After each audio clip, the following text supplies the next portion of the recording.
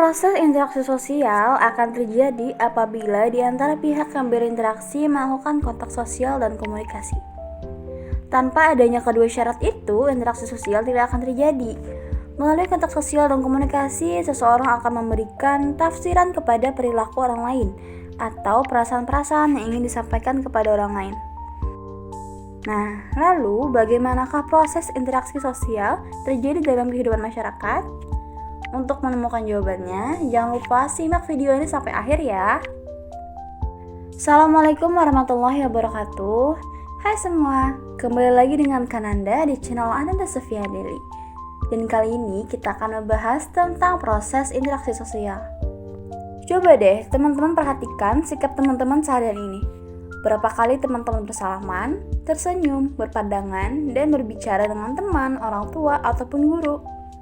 Kegiatan-kegiatan yang kalian lakukan tersebut merupakan proses terjadinya interaksi sosial.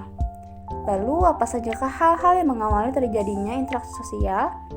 Bagaimana pula proses terjadinya interaksi sosial? Menarik ya. Langsung saja kita ke pokok pembahasan. Yang pertama ada syarat-syarat interaksi sosial. Yang kedua ada faktor-faktor yang memengaruhi interaksi sosial. Nah teman-teman, syarat-syarat interaksi sosial, jika dihitung, kalian telah melakukan banyak sekali interaksi sosial dalam satu hari.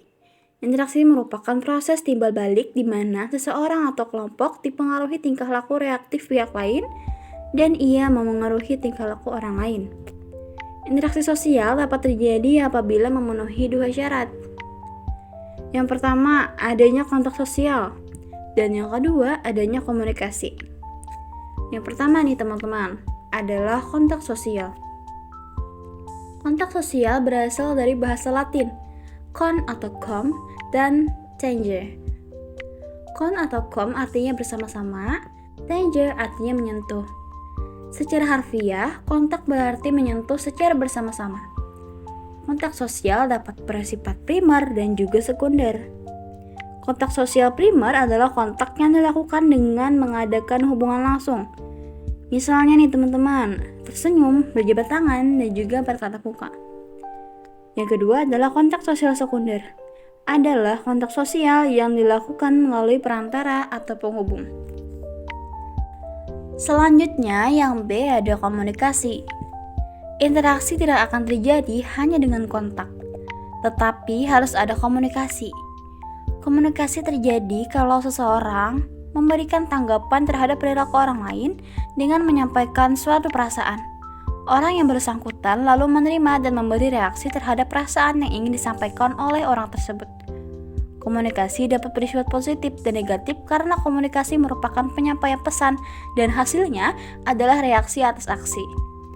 Komunikasi akan menghasilkan sesuatu yang positif atau terjalin kerjasama apabila masing-masing pelaku komunikasi saling memahami maksud dari tujuan pihak lain. Namun, sebaliknya nih teman-teman, komunikasi akan menghasilkan sesuatu yang negatif seperti pertentangan atau perkelahian karena pelaku komunikasi tidak memahami maksud dan juga tujuannya. Selanjutnya ada faktor-faktor yang memengaruhi interaksi sosial. Proses interaksi sosial dapat berlangsung karena faktor imitasi, sugesti, identifikasi, simpati, motivasi, dan juga empati. Yang pertama adalah imitasi. Imitasi berasal dari bahasa Inggris imitation yang artinya tiruan atau peniruan. Faktor imitasi mempunyai peran yang sangat penting dalam proses interaksi. Imitasi adalah proses meniru perilaku dan gaya seseorang yang menjadi idolanya. Tindakan meniru dilakukan dengan belajar dan mengikuti perbuatan orang lain yang menarik perhatiannya. Selanjutnya adalah sugesti.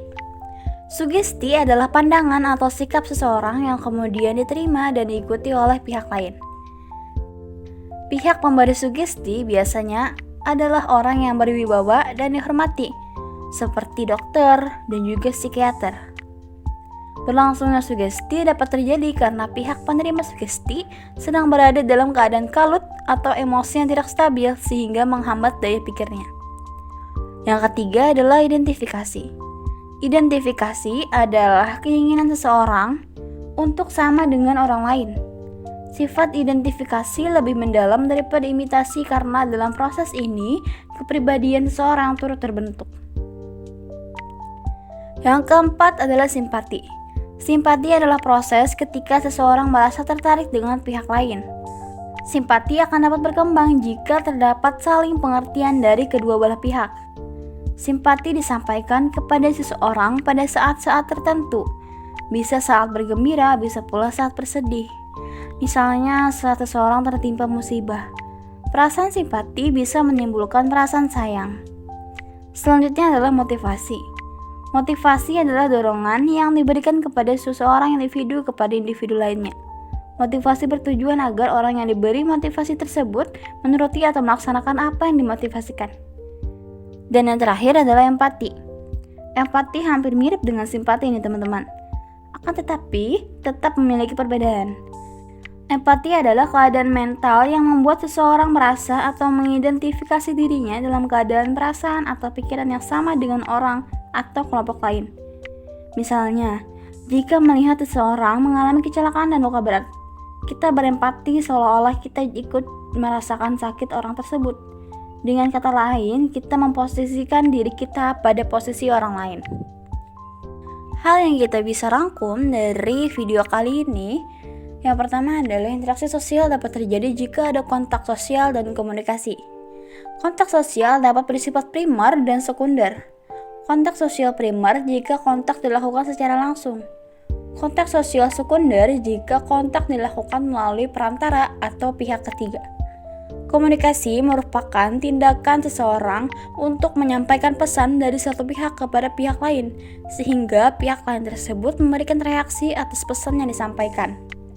Interaksi sosial dipengaruhi oleh faktor imitasi, sugesti, identifikasi, simpati, motivasi, dan juga empati. Seperti biasa nih teman-teman, kakak punya satu latihan soal yang bisa untuk kalian kerjakan supaya memperdalam pemahaman kalian. Soalnya yaitu, berikut ini yang merupakan kontak sosial sekunder adalah A. Anto dan Andi berdiskusi di kelas. B. Pak Ramlan mengajar di kelas. C. Dina dan Rio berkomunikasi menggunakan telepon. D. Rudi berteriak memanggil adiknya. Silahkan tuliskan jawaban kalian di kolom komentar dan beserta alasan kenapa kalian memilih jawaban tersebut. Baik, segitu dulu video hari ini. Jangan lupa like, komen, dan subscribe untuk video materi lainnya. Akhir kata, wassalamualaikum warahmatullahi wabarakatuh.